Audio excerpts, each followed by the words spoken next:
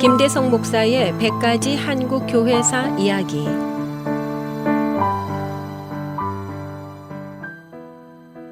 목요일에 만나는 5분 컬럼 100가지 한국 교회사 이야기 39번째 시간입니다.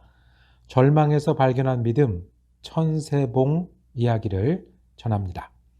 한 손에는 성경을, 한 손에는 신문을 독일의 신학자 칼 바르트가 시작해서 여러 사람에게 되풀이되는 문구입니다. 우리는 신앙에서 삶의 방향을 얻고 또 삶은 신앙이 심기어 익어가는 자리입니다.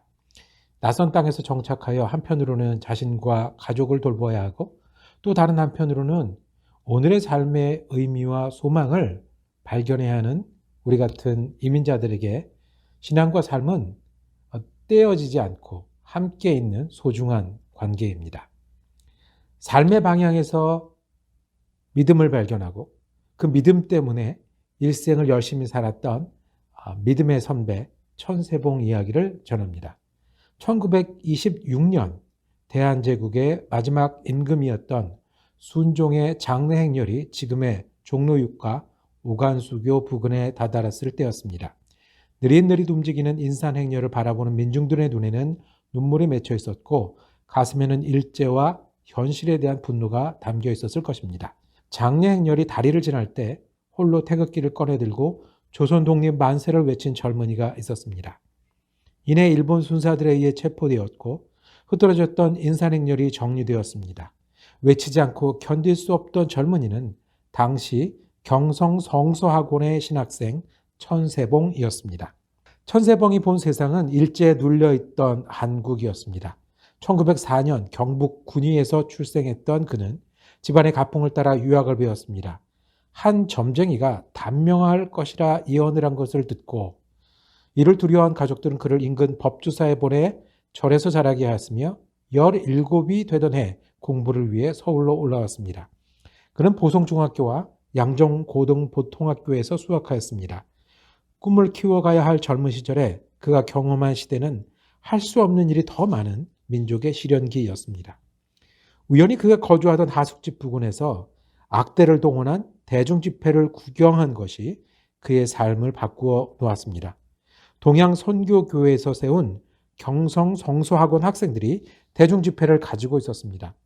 천세봉이 아무것도 할 수 없다는 젊은 시절의 공허함과 일제에 억눌려 있는 현실에 대한 좌절감에 사로잡혀 있던 그때에 거기에는 참석한 교인들이 참 기쁨에 가득 차서 찬송을 부르며 증거하는 모습에 감동을 받았습니다.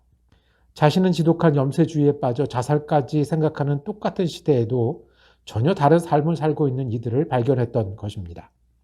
그때부터 천세봉은 기독교에 관심을 가지기 시작했습니다. 그리고 자신이 견딜 수 없이 절망스러워하던 국가의 문제도 해결책이 기독교의 답이 있음을 알게 되었습니다. 기독교의 하나님은 책이나 건물에 묶여 있는 것이 아니라 살아 움직이는 신이었습니다. 우리의 현실 속에서 기도하며 노래를 부르고 진리를 전하는 가운데 우리의 삶과 조국의 광복에 대한 소망이 있음을 알게 되었습니다. 훗날 그는 기독교인이 된 이유를 죽더라도 동족을 위해 가치 있는 죽음을 위해서였다고 고백합니다. 그 가치는 기독교가 전해준 생명의 복음이었습니다. 그 이후에 천세봉은 진리를 전하고 현실의 소망을 외치는 일생을 살았습니다. 신학교에 입학하여 수학하던 중 60만세 사건으로 인해 평생 일본 경찰에게 요주의 대상이 되었습니다. 신앙의 체험과 열정이 깊어지면서 고향으로 돌아가 교사가 되었고 교육하고 교회를 개척하였습니다. 민족주의 잡지인 영남선보를 창간하여 기독교와 애국 사상을 전하였습니다. 신사참배를 거부하고 신앙의 정도를 지킴으로 여러 차례 옥고를 치르기도 했습니다. 고비마다 민족을 위해 부르신 하나님의 음성을 듣는 체험에서 그는 새로운 힘을 얻었습니다. 해방 후에는 성결교회 재건의 지도자가 되었고 지방의 교회 개척과 통일운동에 헌신하였습니다. 오늘도 우리는 바쁠 것입니다. 그러기에 우리는 더욱 믿음을 통해 방향을 얻는 일이 필요합니다. 그리고 그 믿음 때문에 우리의 삶을 열심히 살아야 할 것입니다. 천세봉도 오래전에 그랬던 것처럼 현실의 소망을 믿음 안에서 발견하고 그리고 믿음 때문에 수고를 다하는 하루이고 싶습니다.